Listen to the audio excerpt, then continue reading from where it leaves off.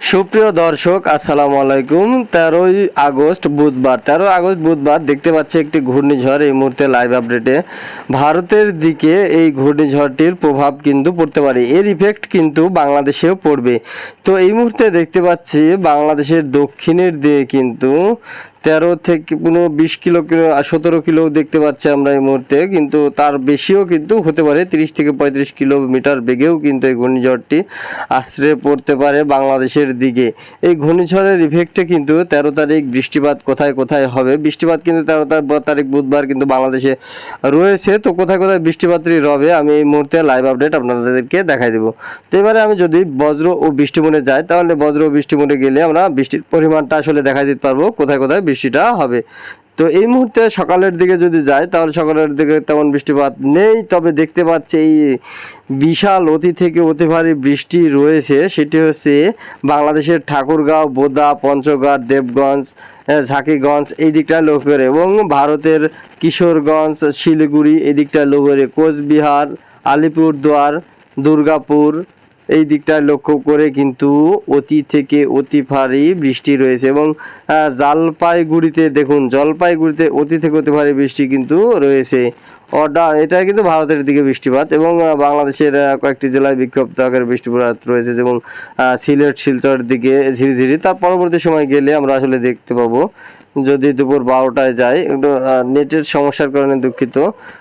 তার পরবর্তী সময় যদি যাই, তাহলে দেখতে পাচ্ছি বৃষ্টিপাত সকালের দিকে লক্ষ্য করে তেমনটা নেই, 12টার দিকে গেলে কিন্তু একই বৃষ্টিপাত রয়েছে আমরা দেখতে পাচ্ছি। তার পরবর্তী যদি বিকেলের দিকে যাই,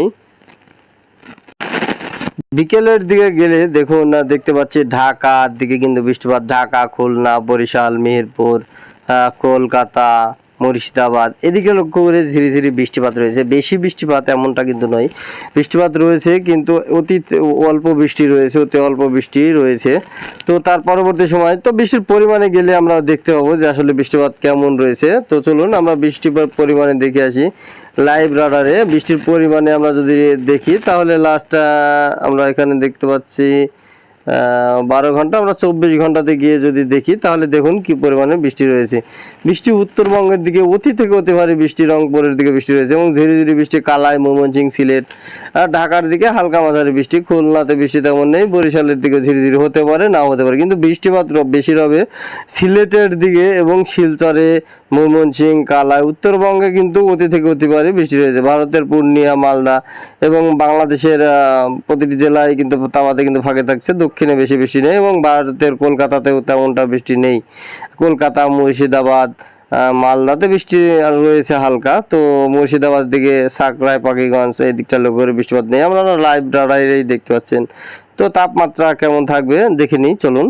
তাপমাত্রায় যদি যাই, তো বাতাস কিন্তু বইবে 13 তারিখ লক্ষ্য করে। 13 তারিখ যদি আমি যাই দুপুর 12টার দিকে, তাহলে দেখতে পাচ্ছি তাপমাত্রা কিন্তু 31-30 ডিগ্রির ভেতরে থাকছে। কলকাতা 32 এবং বাংলাদেশের 31, ঢাকা 31, রাজশাহী 31, খুলনা 32, বরিশাল দেখতে পাচ্ছি 31। তো প্রতিটি জেলায় কিন্তু 31 থাকছে। এবং যদি আমরা উত্তরবঙ্গের দিক যাই, তাহলে শিলিগুড়িতে 26 ডিগ্রি, রংপুরে 28, কালায় 27, ময়মনসিংহ 29 এবং সিলেট 28। তো উত্তরবঙ্গের দিকে বৃষ্টিপাত হবে, তাই তাপমাত্রা একটু কম। ধন্যবাদ সবাইকে। আমার এই ভিডিওগুলো যদি আপনাদের একটু ভালো লাগে, তো দয়া করে চ্যানেলটি সাবস্ক্রাইব করে পাশে থাকবেন। ধন্যবাদ।